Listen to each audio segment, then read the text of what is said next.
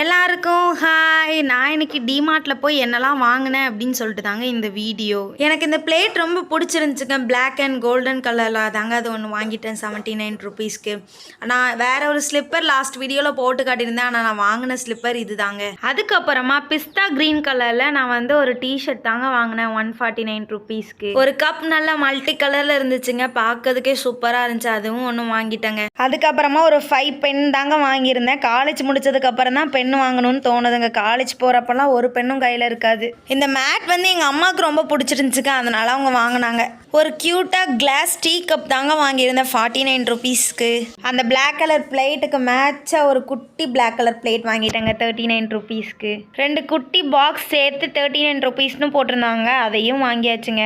அதுக்கப்புறமா நல்ல கிரே கலரில் ஒரு 2 பில்லோ கவர் வாங்கியிருந்தாங்க. ஒரு பீஸ் 79 ருபீஸ்னு வந்துச்சுங்க. வாங்கின திங்ஸ்லேயே கிச்சன் ப்ராடக்ட் தாங்க அதிகமாக வாங்கின மாதிரி